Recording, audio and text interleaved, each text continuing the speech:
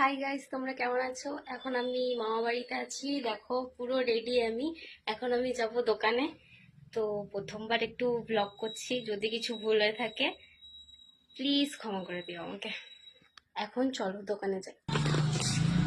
যাচ্ছি, এখন বেরোলাম।